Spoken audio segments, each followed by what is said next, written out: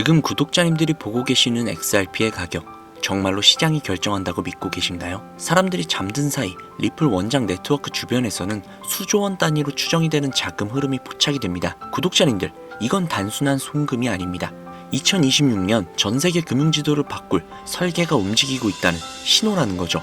누군가는 이것을 하락이라고 부르며 물량을 던지고 시장을 떠나겠죠. 그런데 보이지 않는 거대한 자본은 오히려 소리 없이 그릇을 키워나가고 있습니다. 오늘 다룰 이야기는 XRP가 얼마까지 간다 같은 그런 뇌피셜이 아닙니다. 왜 주류금융권의 시선이 XRP로 이동하고 있는지, 왜 조정 구간에서도 기관 자금이 현물 ETF로 쌓이고 있는지, 그 정밀한 구조를 한번 제대로 파헤쳐 보겠습니다.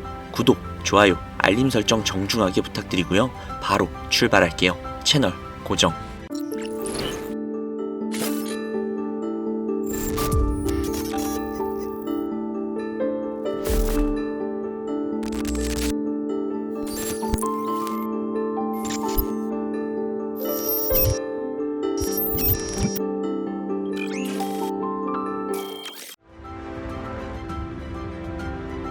2026년 1월 현재 XRP는 1.8달러 부근의 강한 지지선을 지켜내며 반등을 시도를 하고 있습니다. 여기에서 중요한 건 단순히 지지선이라는 말이 아닙니다.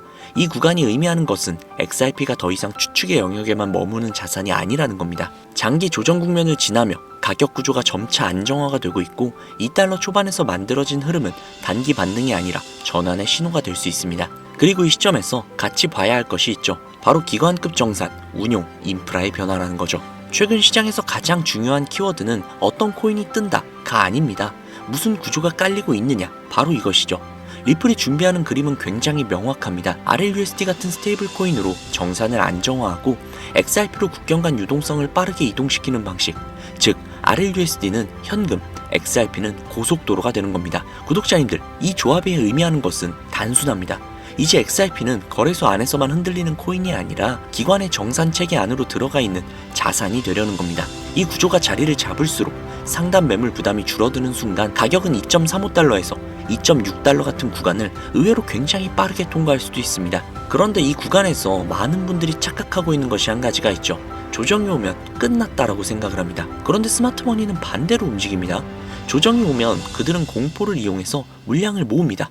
우리는 그걸 흡수라고 부르죠. 혹은 매집이라고도 부르고요.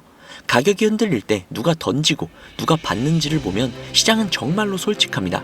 그리고 지금 같은 구간은 개미가 던진 물량을 거대한 자본이 받아가는 전형적인 과도기일 가능성이 굉장히 높습니다.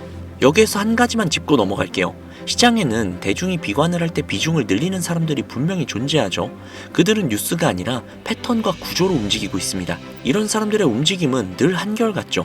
공포가 커지면 커질수록 더욱더 조용해지고 조용하면 조용할수록 더욱더 많이 담고 가격이 반등할 때는 이미 준비를 끝내놓은 상태입니다. 구독자님들, 이게 바로 개미들의 투심과 기관들의 설계가 다른 지점이라는 거죠. 그럼 이쯤에서 이런 반론을 하시는 분들도 계시겠죠. 아니 그러면 왜 가격이 내려가요? 답은 정말 단순합니다. 지금은 수급이 충돌하는 구간이기 때문이죠. 위에서는 고래 매도가 튀어나오고 아래에서는 기관이 그 물량을 받아내고 있습니다. 그래서 차트는 지저분하죠. 하지만 거래량이 폭증하는 구간에서 가격이 크게 무너지지 않는다면 그건 누군가 아래에서 물량을 받아내고 있다라는 뜻입니다. 구독자님들, 시장에 물량이 무한한 것 같죠? 아닙니다.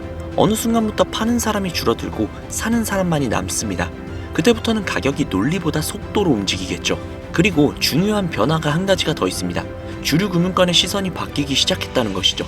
과거에 XRP가 논란이 있는 자산으로 분류가 됐었죠. 하지만 규제 이슈가 정리가 되기 시작하면서 그 자리에는 무엇이 남을까요? 자금이 들어올 통로만 남습니다. 기관은 늘 이렇게 움직이고 있죠. 불확실성이 사라지는 순간 그들이 가장 먼저 포지션을 만듭니다. 그리고 조정 속에서도 현물 기반의 자금 유입이 꺾이지 않는 장면이 나오는 겁니다.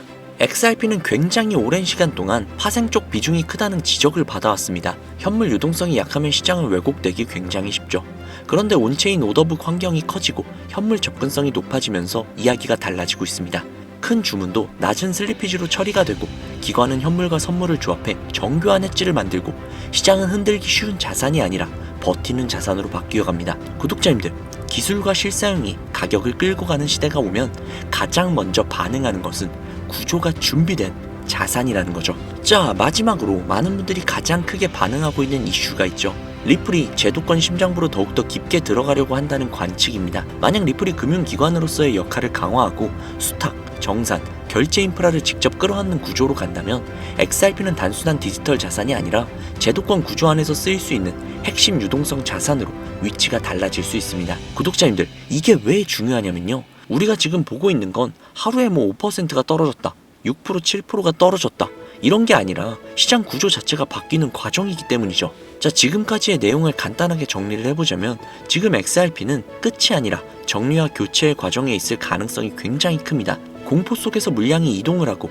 조정 속에서 구조가 강화가 되고 제도권 통로가 열리면서 시장의 시선이 바뀌어 나가고 있습니다. 구독자님들, 세력이 대중을 속이는 가장 쉬운 방법은요, 가격을 보여주는 겁니다. 하지만 우리는 가격이 아니라 이 행동과 구조를 보아야 합니다. 2026년은 멘탈 관리가 가장 중요한 한 해일 겁니다. 그리고 바로 그 다음이 건강이겠죠. 날씨가 많이 쌀쌀하니 감기들 조심하시고요. 날씨가 쌀쌀하다고 집에만 있으시지 마시고 운동이나 산책을 충분히 하셔야 합니다. 건강한 신체에 건강한 멘탈이 깃들기 때문이죠. 오늘 영상은 여기까지입니다. 건강한 신체와 건강한 정신을 가진 하루가 되셨을까요? 내일은 보다 더 좋은 영상으로 구독자님들의 가려운 부분을 시원하게 긁어주는 그런 날이 되게끔 최선을 다하도록 하겠습니다. 오늘도 고생 많으셨습니다. 감사합니다.